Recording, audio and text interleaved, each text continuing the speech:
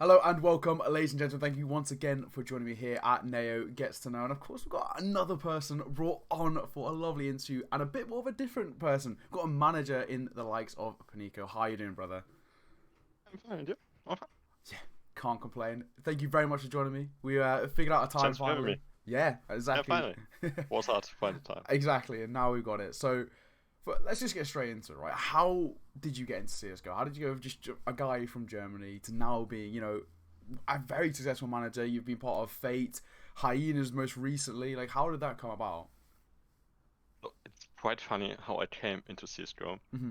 It was like I drove with bus after school to home, Mm-hmm. and the friends tried to convince me like 10 times before already. Hey, Yeah. come on, buy CSGO, play with me. Yeah. And then was Steam sale. He said, hey, no, it's €5, something like this. Okay. Yeah. Go buy a passive card. And then, hey, come on, yeah. I buy a passive card. I play Yeah. CS. I played 2 deathmatch. I was, nah, come on, shit game. But then, hey, now, 6,000 hours later, I'm still here. Yeah. So it was essentially your friends sort of like, come on, like Yeah, get into. That's exactly the same with me. They was like, you got to get it. Come on, it's good. And then when there was a sale, I was like, oh, okay, fine. I'll finally get it. I played other games before, other shooters, but then I came to CS finally. Yeah. And so, how was your kind of story into becoming a manager about? Because I think for a lot of people, getting into becoming a manager is Mm, not really the easiest thing. I think like a pro player sort of understands you grind through FACEIT, you grind through ESCA, and you get your name out there. But a manager, I think, is yeah, a much different kind of pathway. How did you become or get into becoming a manager?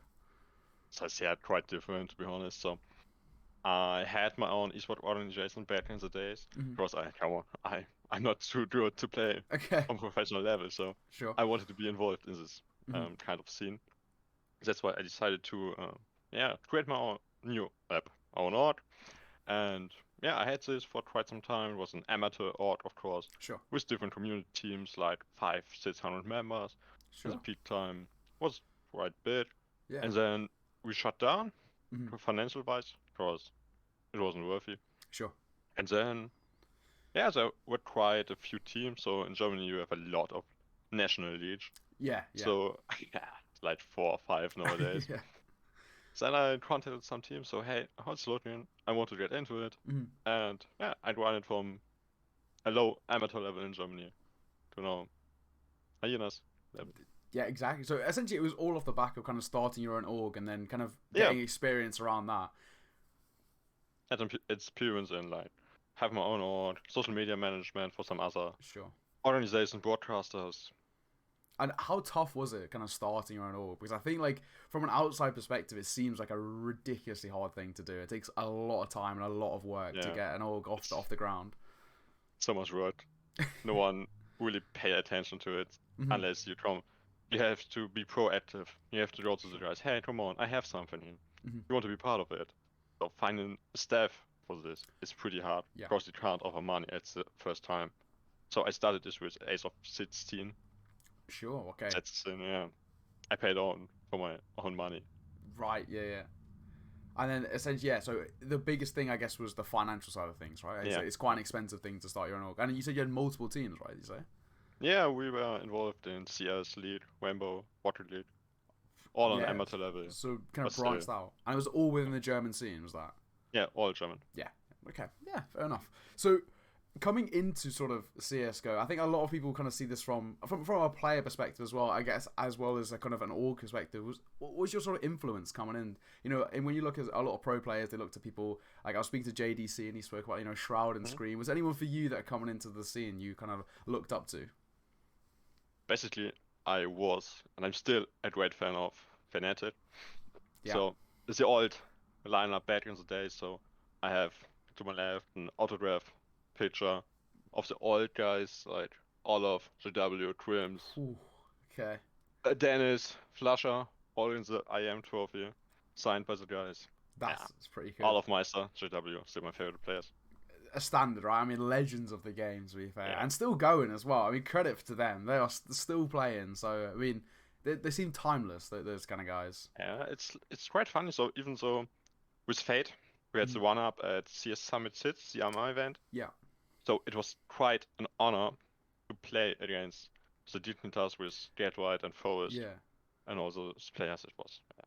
come on, I looked up to Yeah. these guys. And then you I finally know, kind of you got can't there even- as well. Yeah, I mean, Yeah, you looked up to them and you finally kind of reached them at the same level where you could, like, be on the same stage as them. So, I mean, that must have been a big achievement for you. yeah, it's quite funny when you get close to these guys. So Mhm. I was at Cologne Yeah. 2017 and 18 with press accreditation. Mhm. When it came to those guys, pretty close. I was like, hey, awesome, finally. Yeah, big fan, sign this, essentially. Yeah, exactly. You got to take your shot when it's there. Yeah. So, what kind of, like, drew you to kind of becoming a manager? What was it? I mean, I know you mentioned you started off your own org, but was there anything Yeah. in particular that you're like, I really want to become a manager? Yeah, it's like I'm too bad to play professional, Same and I here. want to be involved. It's a scene. It's Yeah. quite nice. So that's why I decided, hey, you will be the waterman. Yeah, exactly. So I think that's a common thing you see people who like myself, are nowhere near good enough to ever become a professional player. So that's why I kind of more lean towards the content side and the casting side, because it's a lot kind of. I mean, it's the only way I can remain in the scene basically if I'm not a pro player. So yeah, that That's makes why sense. it starts there. Yeah. Okay. Yeah. I think that's very kind of similar to me in that sense, becoming a caster. So how tough was that kind of transition from we kind of briefly spoke about it, but from your own org to then now managing other orgs like Hyenas and Fate, who are, are pretty big teams, right? Fate had a very good run at one point. Hyenas, of course, another team that for a long while was doing very, very well. So how tough was that transition from your own sort of, small org that you mentioned about earlier to then now, these bigger teams? So for me, it's like you work for what you love. Mm-hmm. So I had some other offers which would be financial more profitable for me, Sure. team-wise. But I decided, hey, no, I don't trust in these guys. Yeah. I trust in these guys Mhm. where I maybe earn less money. So you still do what you love. Yeah. That's the thing. As long as you do this, it's funny and you do it. Yeah, so it's all about kind of the love of the game, really, and the love for Yeah. like, yeah. Like when I was with Hyenas, I had an offer to be full-time manager, but I said no.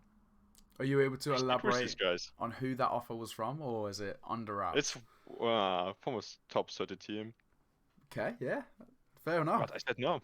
Yeah, because I think with you, it seems like you are very, very, or you still even are very dedicated to this project, right? Of Hyenas, and it's like your own thing that you're building forward, right? Yeah, with the players, it was quite funny to build this. Mm-hmm. And still ongoing with the new team. Yeah, well, exactly. We'll definitely get into that in a moment for definite. So, I think in another sense, why how did things come about with the likes of Fate, right? I think I was like for you, it seemed like the bigger step up, right? How did that come about with Fate? Did you reach out to them? Was it vice versa? It was quite funny, to be honest. Mm-hmm. There was a time where I had a girlfriend, Mm-hmm. and I had not much time to play CS or be in the scene. Sure. After we parted ways, so I posted on LinkedIn. Mm-hmm. You know this maybe, LinkedIn. So Yeah. I posted, say, hey, I'm looking for something as team manager. Mhm. And in the evening, I don't know, 12 o'clock, someone wrote me from Jordan. I said, who's this? Yeah. So you're still looking for someone to be a manager? Yeah, I'm still interested. And so I came to Fate. So through LinkedIn as well. I've never really it was heard of it through pretty LinkedIn. funny. Yeah. So on Twitter, yeah, not much happened. Some, hey, you want to be a volunteer for us? No.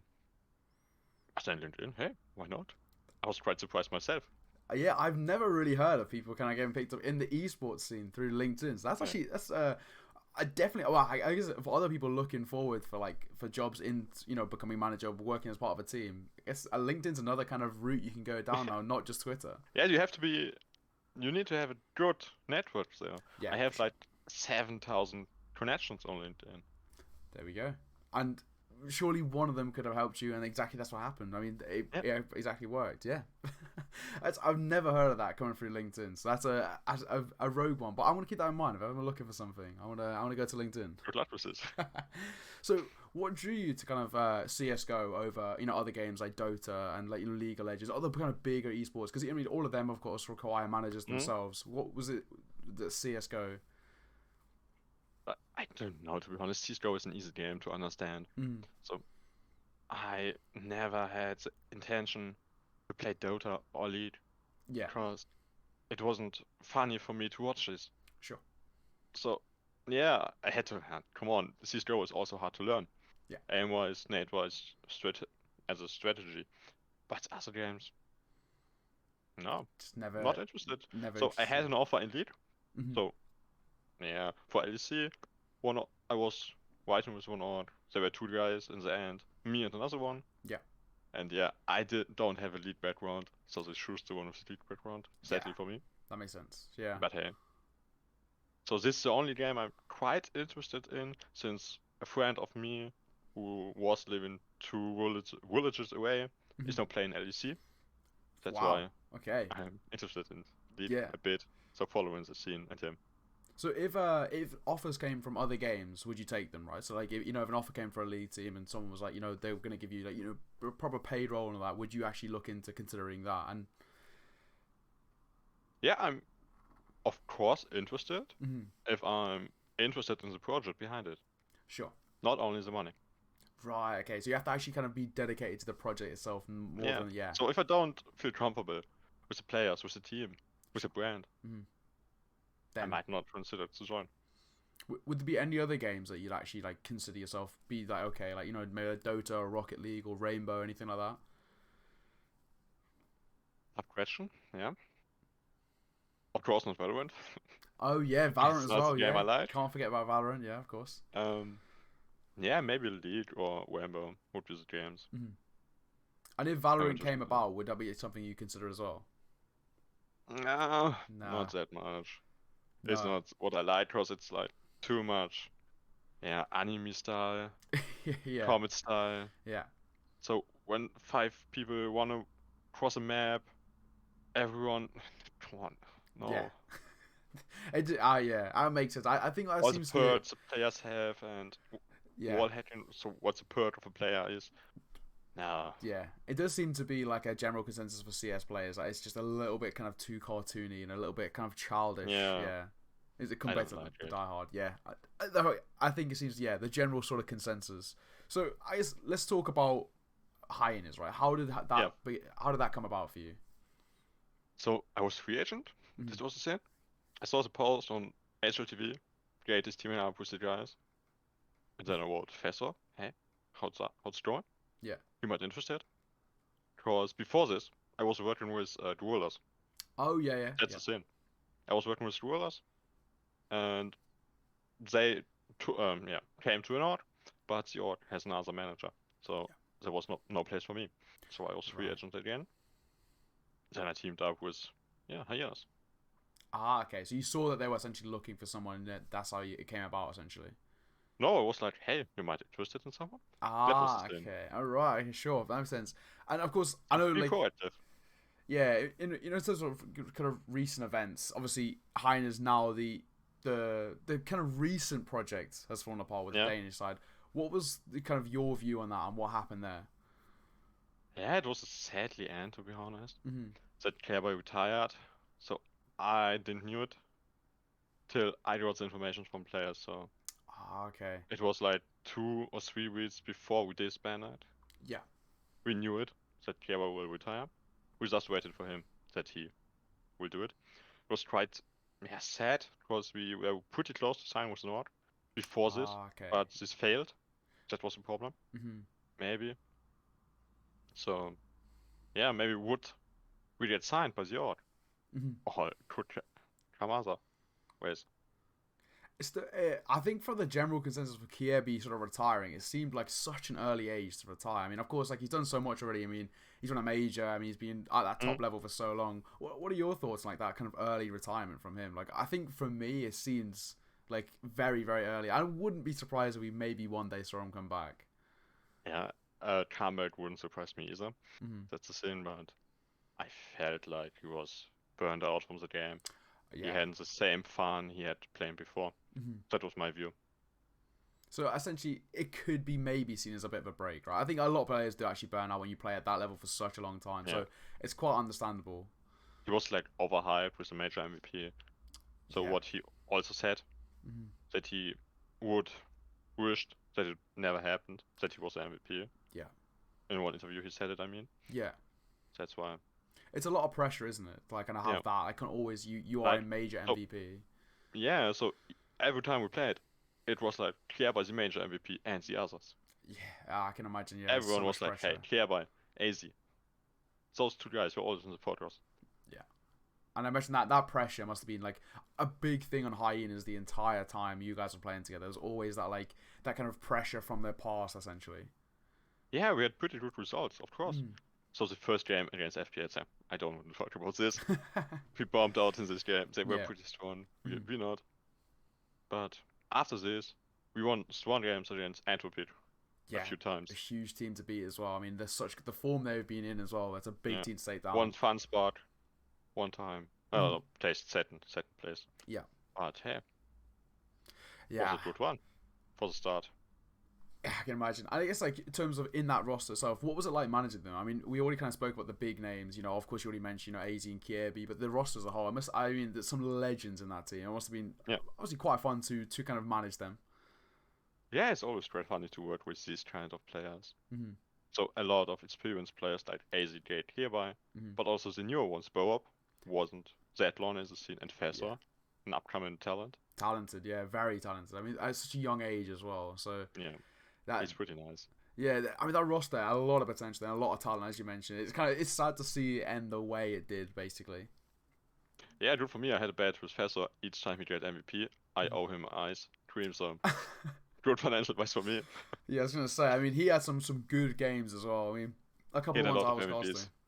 Yeah, I was gonna say a very very strong player. I think I was just on a sort of side note on Fessor. Is he one of those players that you think kind of going forward into the future, one that you really want to keep an eye on? Do you think he's gonna really get up there?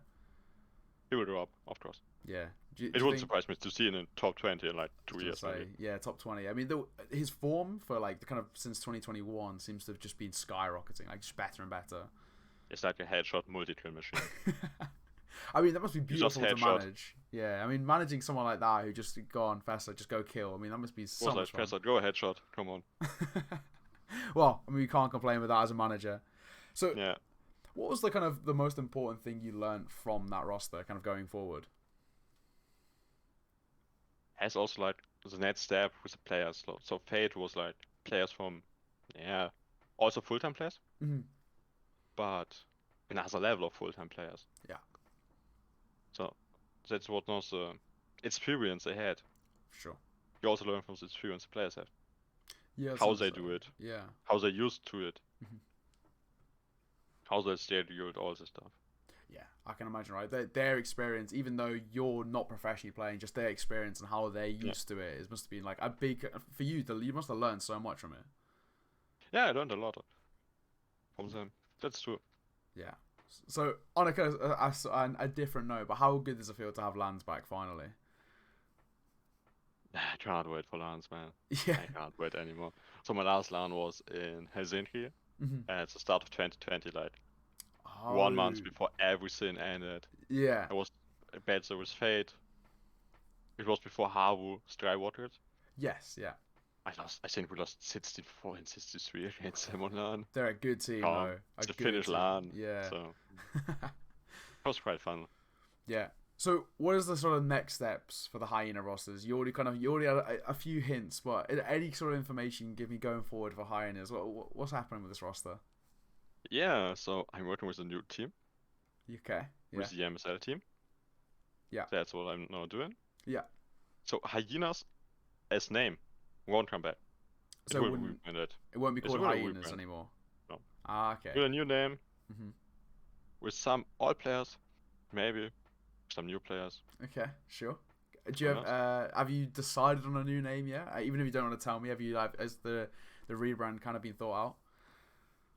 So it's still some time. So about as the 20th August. Okay. Once it's time we do this, so we will see the name. We'll see the name. Okay. This interview might actually come out on the 20th, so then the name will be released. Yeah, we hope so. 20. So we announce everything before the first official of the team. Yes. And do you have a first official kind of already planned in? Not so. The first official is at the start of September. The V4 qualifiers. Okay. Yeah. Sure. But around this time, also the IM quals have to be. Sure. Yeah. Okay. Since end of September, and it's planned as LAN. Wikipedia say. Sure. That's why. So maybe we see qualifiers coming up next week. Yeah. Is the roster confirmed then? Then is the roster confirmed. The guy is working. Yeah. So who can I give you the information on who's in it, or is it not being like announced fully yet? Nah, I can't. I can't. You Yeah. will see it then. We'll feel, yeah, we'll see this at some point, but yeah, I'm to be looking forward to it. Right? I mean, you had such a good run with the Danish kind of roster that was previous there, and of course, like an annoying kind of breakup. It seems like it was a kind of bad timing all around. So I think there's definitely a lot of potential. I'm interested to see what the rebrand is as well. Yeah, there better be some merch coming out because the wall behind me needs some shirts up there. The same way you got the Fnatic one. So at Hyenas there were a lot of fans. So hey, you have merch. You do jerseys. You want this? You can buy it. You can make some for us. Yeah, maybe. Since it's the former North players. Yeah, exactly. There's still a lot of fans from North. Yeah, for sure. I mean, every time you guys played, the stream numbers went up massively, right? I mean, it's such a popular team. Kind of, again, based off of the massive names you had there, but also, like, how well you were playing as well. Yeah. The names. So, I mean, I guess finally, in terms of just kind of CS itself, what is, like, kind of your personal goals kind of going forward in terms of CS? Of course, I think for a lot of, people who are in charge of teams, is to get a team in that top 30 bracket, right? Is there anything like that for you?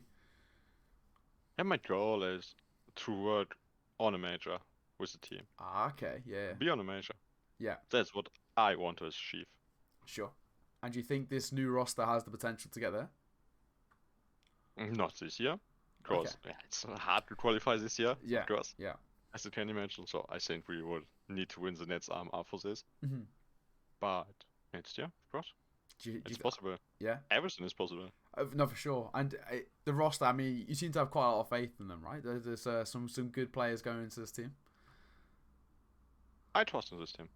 That's what we love to hear. I'm excited to see it incoming. That's what we love. We love the confidence. We'll hopefully see that at some point. I hope so. I trust in these guys. There we go. Exactly. So I'm looking forward to when that happens. And probably by the time this video comes out as well, it might have actually already been announced. So we'll at some point see that announcement. So let's kind of just delve more into your sort of kind of personal life, I guess. So outside of esports itself, I mean, of course, CS, you say is one of your sort of your big loves, but do you have any other hobbies and stuff that you enjoy doing outside of kind of CS:GO? So besides of playing CS, I spend too much time, to be honest, on handball. Handball, okay, yeah. Good sport. I enjoy that sport. So I did my coach license there. Ah, okay. Last year. Yeah. And what I also do is referee. Right. So sure. I'm now allowed to referee to the 4th league in Germany. So high up there, you're essentially getting high up there, yeah. Yeah, my goal is in handball to referee one international game. That's my goal. And then, so how long would that kind of take from like where you are now to sort of get to that level? So if everything went smooth, and easy, 2 to 3 years. So we could see. Hey, I mean, next Olympics, we could see you there. I could be there in Paris. Exactly that. Yeah. So I guess like, what does a daily routine look like for you? Let's talk about like kind of when you're officially with the school. Like, when let's say when you have an official match, for example, and then when you don't have one. What does sort of a daily routine look like for you? It's quite hard for me since I don't do this full time. I work beside. Yeah. So I try to get free when we play. Sure. So when we play, like, I hate these 9 AM games. Oh, yeah. So I mean, no one enjoys them. Yeah. So hard to play these, but hey. So when we play these 9 AM games, it's like I do all the announcements, since I do also the social media for the team. Sure. I do the announcement the day before at like 8 PM. Yeah. Yeah, go to sleep. Then wake up 8:30, something like this, since I have to post something. Okay. Yeah. And do the Vita stuff. Yeah, then watching officials, do the clips, do the highlights, keeps the fans on track. Yeah. After this, speak with the guys, maybe something like this. Yeah. Hang out. I'd say one of the biggest things that it seemed like from Hyenas is that the social media side of things was very crisp. It was pretty good. Yeah, I was gonna say. I mean, very crisp on it. I mean, I was always thought the graphics looked amazing as well. Like the H coming through. Good graphic designer. Okay. He sent me PSTs. Oh, okay. So sure. I have to edit everything, but Yeah, I was gonna say the social media side of things always seem very clear. It's one of the things I think high use did quite well, which a lot of like new orgs that come into really struggle with. They're kind of their social media side of things is Yeah, really we is got a pretty lot of cool. followers in short time, Hmm. but also a good interaction rate. Yeah, and that's what it's all about. It's about the interactions, isn't it? And So we had like 1K followers and normally 50 to 100 likes. That was pretty nice. can't complain. 10% is like a pretty good for social media. That's pretty up there. So Yeah. yeah. So what was it like growing up in Germany? Growing up in Germany, yeah, I'm living in a small village, so Yeah, not much to do. it's not Go out really. with friends Yeah. nearly the whole day, Hmm. but then the computer came, so play a few games. Yeah. I guess being from a small village, like when there's not a lot to do, you can just fall back on going to playing CS:GO, going on a computer, that kind of thing. So yeah, it's a village with 5K people. Oh, this is very small. Yeah. Yeah, the bus is driving every hour. That's the thing. So getting If you anywhere don't bigger have a it takes car, forever. Yeah. so the net big town with 20K is 20 minutes away with the car. So even that. So yeah, you really are in like a very very small area. Yeah, so if I want Subway, McDonald's, something like this, Yeah. always 40 minutes to get it. That's yeah. That's, yeah, I can imagine why that means, in terms of when you really had nothing to do, why CS was kind of such a savior and that kind of Yeah, boredom, yeah. bad weather, you go inside. Oh, easy. Do sport, There we or go. play CS. So if you think you never got involved within sort of CS itself, like you never become a manager, never that Yeah. kind of thing, what do you think you'd be doing? I know you said you already mentioned that you do work to a degree as well as doing with the kind of high end side of things. But is there anything else that do you think your career would have slightly changed if you weren't ever involved in CS?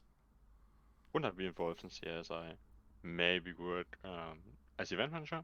Ah, okay, sure. That's the thing. So due to COVID, it's quite fucked up. It's quite So difficult at the that's why moment. Yeah. I'm currently at DHL Hmm. working over there. But yeah, something event management and handball, of course. True. In the next few weeks, I do an internship in one of Germany's first league clubs, Hmm. which is close to me. Yeah, something like this. Handball, event management. It seems like the big thing for you is like it seems like you very much enjoy the kind of social side of things when it comes to esports. Like get involved in the event side of things, the social Yeah. media. It seems like that is a big factor for you. It's quite funny to be on events and see the guys over there and interact with them, of course. Yeah. So one Exactly. nice thing was at Lanxess Arena. Yeah. So when you stay in front of the stage Mhm. and can see like 13,000 people watching down, it was like, wow, Yeah. nice. For me, I think Looked awesome. that's one of the arenas I want to go to. That Cologne has got to be done at some point. Nice arena, nice beer. Yeah, I think I Nice think food. Katowice maybe is another one that's just as some sort of It's CS. cheaper.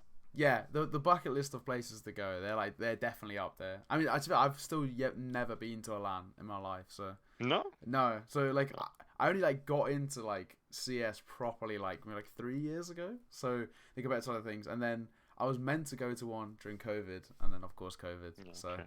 Yeah. I love to collect the badges.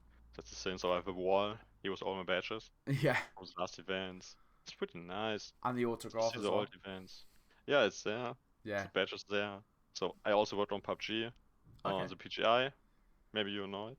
I've heard of it. I've done. Big first event PUBG launched in Yes. Berlin. Yeah. I was working there.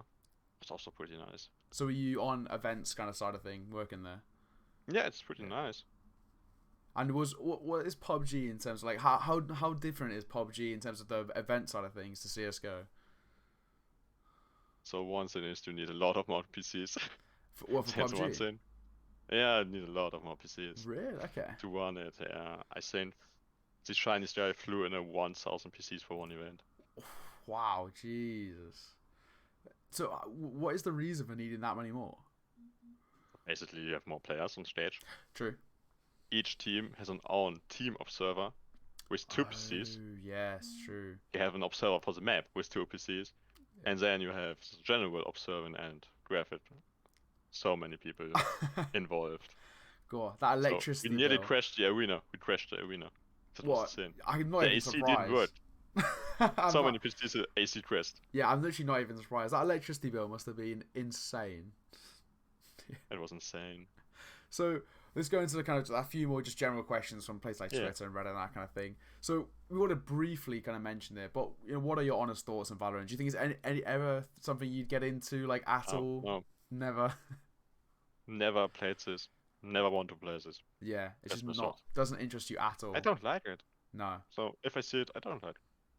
If you got an offer where it was like a team of players that you knew maybe from CS and it was like a project that looked very, very promising, do you think it's something that you'd ever consider?